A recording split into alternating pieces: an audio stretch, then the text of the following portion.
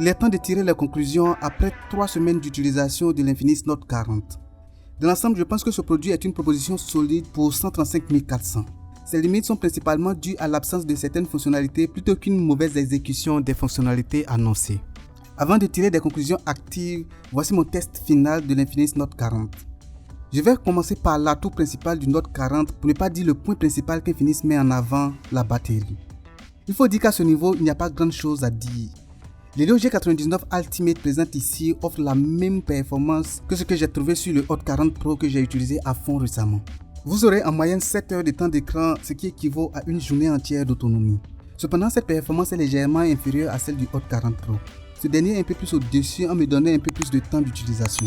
Cela est certainement dû à la forte luminosité et à la dalle OLED du Note 40. Là où ce téléphone excelle, c'est au niveau de ses possibilités de recharge. Le fait d'avoir la charge rapide à 45 watts permet de remplir rapidement la batterie en 90 minutes.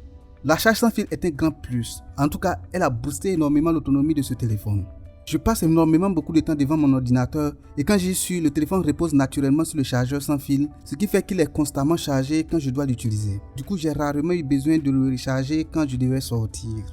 L'ajout d'éléments assure que le téléphone se positionne facilement sur le chargeur sans fil. Il permet également de pouvoir l'utiliser pendant qu'il se recharge en sans fil. Je ne sais pas comment à votre niveau vous allez l'intégrer dans votre quotidien, mais je pense que c'est une bonne option pour moi. Cependant, Infinix devrait rapidement proposer des accessoires pour que les gens adoptent facilement cette charge magnétique. Je parle d'autres options de coque de protection magnétique avec d'autres finitions et surtout de powerbank magnétique. Si Infinix arrive à proposer des accessoires solides, alors ils pourront convaincre plus d'un et faire de la charge sans fil magnétique l'une des fonctionnalités phares de cette série. Passons maintenant au design. Dans ma vidéo de déballage, je l'ai présenté comme l'un des smartphones les plus beaux de l'année et il est difficile de changer mon avis.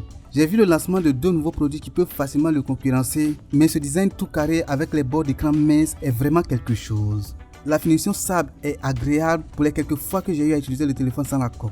À cause du fait que j'utilise beaucoup la charge sans fil magnétique, cette fois-ci j'ai décidé d'utiliser à fond la coque de protection, ce qui fait que j'ai passé très peu de temps à toucher ce téléphone. Mais les quelques rares fois que j'ai eu à enlever la coque de protection, j'ai eu toujours une sensation agréable avec cette finition qu'Infinix propose ici. Infinix aurait dû incorporer les mains dans le châssis pour qu'on puisse bien profiter de cette texture. Même si j'aime beaucoup ce design, ce géant module de caméra me gêne un peu. Je vois clairement que la marque veut attirer l'attention des gens qui veulent un téléphone qui prend de meilleures photos. Avec ce géant module, sans forcément utiliser le téléphone, ils peuvent se dire instinctivement qu'il prend de bonnes photos. Mais je trouve qu'il est inutilement grand, mais ce ne gâche pas trop l'esthétique de ce téléphone. L'écran est la vraie attraction de ce téléphone. Encore une fois, ce sont ces bords minces et presque uniformes qui le rendent beau à mes yeux. Cette dalle AMOLED de 6,78 pouces offre des couleurs vibrantes et agréables aux yeux. C'est de l'OLED, donc attendez-vous à de belles images avec des angles de vue qui ne pâlissent pas quand vous penchez l'écran. Il va sans dire que cet écran est excellent pour la consommation de contenu, surtout de vidéos. La luminosité élevée de 1300 nits est super impressionnante et permet une utilisation facile à l'extérieur sous le soleil. C'est tellement lumineux que moi qui ai l'habitude d'utiliser les téléphones avec une luminosité au maximum, j'ai été obligé de la réduire graduellement à différents moments de la journée. J'ai pris l'habitude de désactiver la luminosité automatique car elle ne fonctionne pas bien la plupart du temps. Le taux de rafraîchissement n'est pas activé à 120 Hz par défaut, vous pouvez sentir cela si vous êtes un habitué de taux de rafraîchissement élevé. Une fois que vous l'aviez réglé à 120 Hz, vous avez une expérience beaucoup plus fluide. Le capteur d'empreinte digitale incorporé à l'écran n'est pas aussi rapide que celui incorporé dans le bouton d'allumage de l'Hot 40 Pro. Mais je n'ai pas eu de soucis avec lui. Il réussit à lire mes empreintes à chaque fois et la plupart du temps le téléphone se déverrouille rapidement sans avoir utilisé le capteur d'empreinte digitale à cause de la reconnaissance faciale. Les haut-parleurs stéréo sonnent bien mais deviennent un peu plus aigus à haut volume. De plus, tous les sons sortent du haut-parleur bas, ce qui fait que l'expérience stéréo n'est pas tout à fait ça. Controlling the mutant threat also meant controlling the narrative, controlling what the general public saw, spinning events involving the mutant population in such a way to where it made them appear inherent. Alors, qu'en est-il de la qualité des images prises par l'Infinix Note 40? Pour rappel, il a principalement 2 caméras. Une caméra principale à l'arrière de 108 mégapixels et une caméra selfie de 32 mégapixels. J'ai été impressionné par la qualité des images prises par ce téléphone.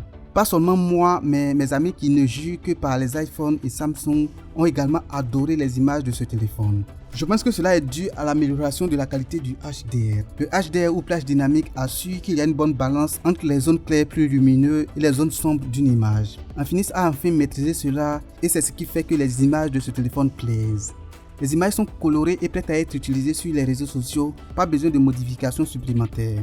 Si les personnes y reproduisent bien les différents teints de la peau et arrivent à être constants en contre-jour et en plein soleil. J'aime comment ce grand capteur produit naturellement du bokeh sans passer par le mode portrait. Le zoom 3 fois est utile et permet de se rapprocher sans dégrader la photo. Le mode portrait que j'ai évité dans beaucoup de mes vidéos récemment gagne en poids avec le bon découpage des sujets et la possibilité de pouvoir régler soi-même le niveau de flou d'arrière-plan. La caméra selfie est vraiment top ici. Elle sort également de belles images avec une bonne reproduction du teint. Le HDR qui fonctionnait à peine sur les caméras selfie d'Infinis est désormais au top et vous allez apprécier une bonne partie de vos selfies que vous allez prendre avec ce téléphone. Tout n'est pas parfait cependant. En faible luminosité, donc à l'intérieur d'un bâtiment mal éclairé ou la nuit, il rate le teint des personnes et la tonalité de l'image n'est pas constante. L'absence de capteur ultra grand angle est un grand point négatif.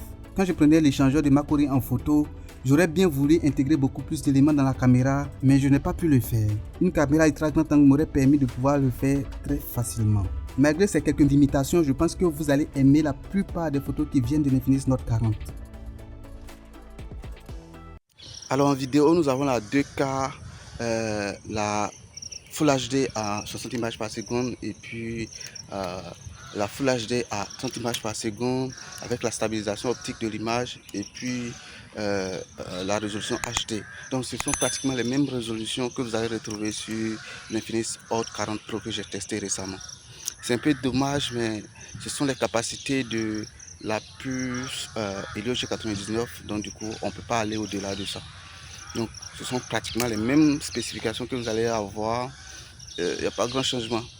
Là où je suis un peu déçu, c'est au niveau du traitement HDR. Comme vous pouvez le voir derrière moi, au-delà des arbres, on ne peut pas distinguer bien le soleil. Tout est blanc et ça c'est à cause du manque de traitement HDR en vidéo en fait, c'est tout.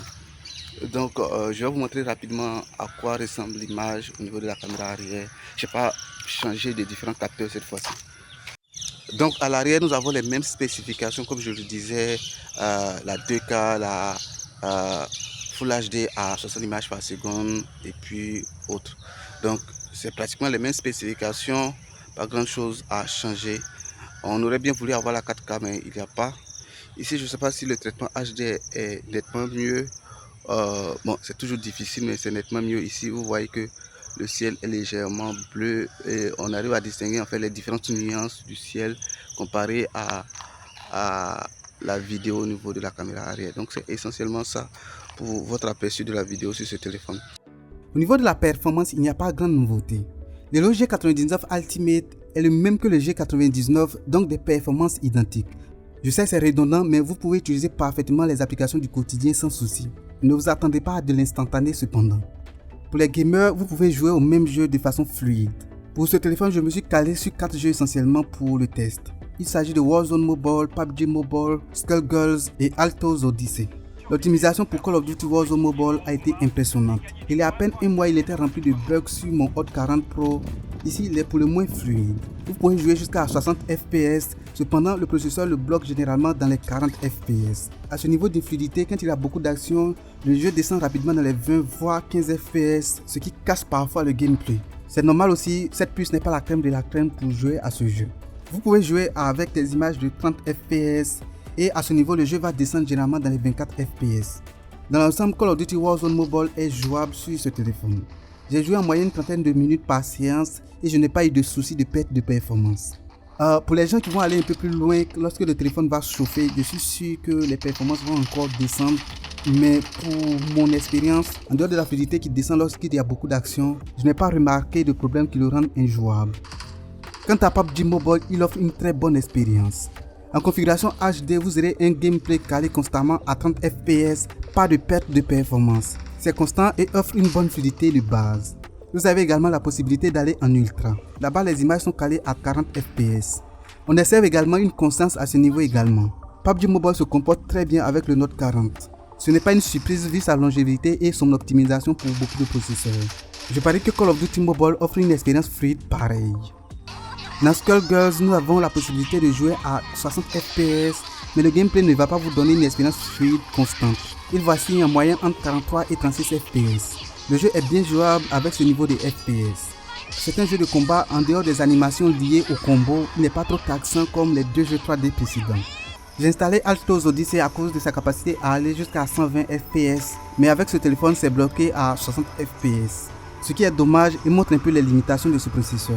Mais son gameplay est constamment bloqué à 60 FPS pour ne pas dire qu'il vacille entre 56 et 59 FPS en moyenne. Et ce n'est pas mauvais, je pense que c'est la capacité maximale de ce processeur.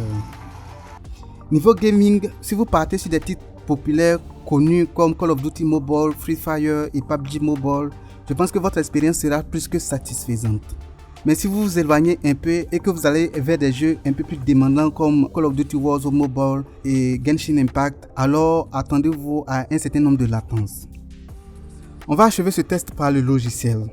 Nous avons affaire à Android 14 avec la surcouche maison d'Infinis ISOS. Vous allez retrouver les fonctionnalités phares d'Android 14, notamment les couleurs d'accent qui rendent l'interface beaucoup plus cohérente. Quand vous changez de fond d'écran, vous avez la possibilité d'utiliser des palettes de couleurs de l'image de fond. Parfois, cela ne se fait pas automatiquement, donc vous pouvez le forcer en allant dans les réglages de personnalisation. On retrouve également le fort accent mis sur la confidentialité d'Android 14. Par exemple, au lieu de donner à une application l'accès à toute votre galerie photos et vidéos, vous pouvez l'autoriser à exploiter qu'une infime partie des fichiers multimédia, le temps de pouvoir publier ou d'envoyer à quelqu'un. Par la suite, vous pouvez lui révoquer cet accès. ISOS 14 de son côté offre de nouvelles animations dans le launcher par défaut que j'ai trouvé bien fluide et propose des fonctionnalités inédites. En plus de la fenêtre d'accès rapide sur le côté qu'Infinis appelle panneau intelligent, la marque introduit également un hub intelligent qui permet d'y glisser du texte et du média pour une utilisation rapide dans d'autres applications. Dans les réglages du panneau intelligent, vous pouvez activer le clignotement du flash pour les appels WhatsApp. Je n'ai pas réussi à l'activer pour les appels normaux cependant. Vous pouvez aussi activer la possibilité de lire les messages WhatsApp sans confirmation de lecture et créer des autocollants. Ces fonctionnalités sont à retrouver dans l'onglet fonctionnalités spéciales dans les paramètres du téléphone. Vous l'avez sûrement remarqué, j'ai personnalisé l'écran d'accueil pour une expérience plus à mon goût. Il s'agit de Launcher 14 que vous n'allez pas retrouver sur Play Store, mais dans le groupe Telegram des développeurs de l'application. Je vous laisse un lien dans les commentaires pour ceux qui veulent l'essayer. Alors, j'ai beaucoup aimé ce téléphone, surtout à cause de son tarif de 135 400 qui nous offre ce grand écran AMOLED lumineux avec 8 Go de RAM et 256 Go de stockage dans un design élégant. Il est efficace pour une utilisation quotidienne, sa batterie tient toute une journée et offre plus d'options de recharge. Et il prend de belles photos également. Cependant, je suis un peu déçu de sa performance qui ne me permet pas d'accéder à Fortnite et l'absence d'une caméra ultra grand angle. Mais la concurrence ne fait pas mieux dans ce segment de prix. Si vous n'avez que 140 000 à dépenser dans un nouveau smartphone, je pense que l'Infinis Note 40 comblera la majorité de vos besoins. C'est tout pour cette vidéo, likez si vous avez aimé et partagez-la. Si vous avez un avis à donner, n'hésitez pas à le faire dans les commentaires. Abonnez-vous si vous découvrez ma chaîne. C'était Marius, merci de m'avoir suivi. À bientôt pour une nouvelle vidéo.